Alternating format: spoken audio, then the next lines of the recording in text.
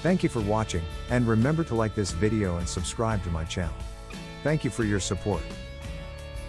Question you guys did yesterday, because a lot of spots did jump down into the 40s for the first time of the season. Yeah, so we asked, when do you turn that heat on? And you've been responding. Northeast this morning too. See, southeastern Pennsylvania, away from the big cities.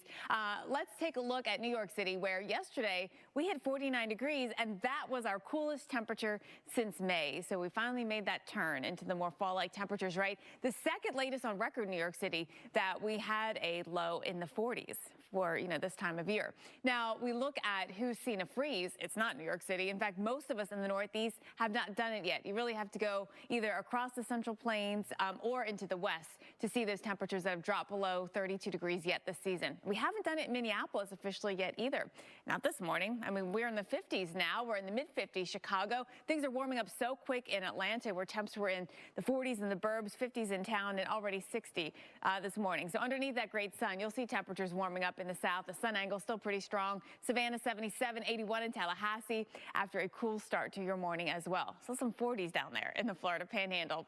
Big ridge of high pressure means that afternoon highs will be above average throughout much of the plains, the Great Lakes. That continues today and tomorrow into the Northeast. Temperatures go back up again here. So while your afternoon highs today Northeast are a little coolish or average, really not cool, just average, we go above average. We go back above average into Friday as well. And even when the front sweeps through, we go just a smidge below average here. Not much here. It's not going to be cold. It'll just be cooler. And a quick look at Kansas City. We're above average, little blip below, and then right back up by the end of the week and the weekend. All right, is it, you're probably asking? Yeah, we will certainly get to that. One thing that we can show you is the rainfall that we can expect here in parts of the West over the next several days. This is the forecast through next Monday, and it really starts to add up here for you, parts of the Northwest into California. I mean, there could be some spots that get up over a foot when it comes to that rainfall. Yeah, I mean, snow is one thing, you think of a foot, but a foot of rain is a lot, and especially for some of the burn scar areas, this could be problematic. And so that's the thing with an atmospheric river.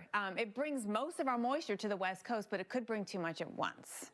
Several systems lined up. Here's what we've got heading into next week. You can see 1, 2, 3. There's probably another one behind that as well. And all pointed here into the west, and they'll be impacting us one after the other with a lot of moisture to work with. Yeah, and so I think with each one, the flow of moisture will actually increase.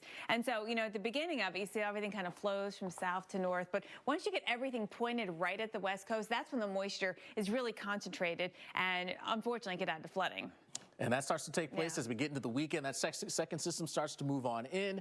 Then the third one comes in as well. And again, directed directly here into essentially California is where we'll see that flow of moisture coming on in. Right. So here comes the moisture. I mean, these atmospheric river events are really what brings us most of our rainfall through, you look at the scope of the year and, where we get some of our water vapor from. It's from these atmospheric river events, which is actually the biggest flow of fresh water in any river. It's just that it comes as water vapor, so you don't see it.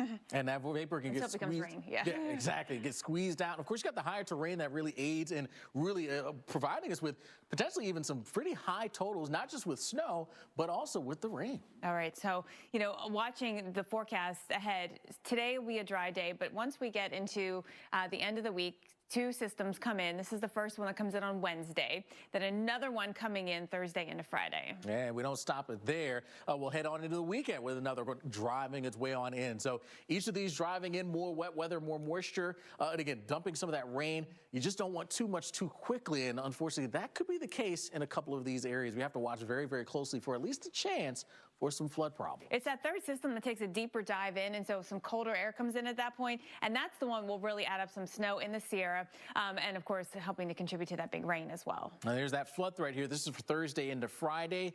There you go. Basically northern portions of California. Again, the possibility, doesn't mean it's a guarantee, but a possibility for some flash flooding to take place. Well, beneath where the atmosphere... What are sharks afraid of? I was just kind of curious. Like, maybe they're afraid of the surfers, because they would only attack if they were feeling like they were threatened, right? They can be afraid of dolphins. Dolphins? Don't mess with dolphins. Yes. Dolphins are no joke. They get in their packs. Yeah. But they're just so friendly and happy. They do. Yeah, they're like, but when they get threatened, they might be threatening you with fun.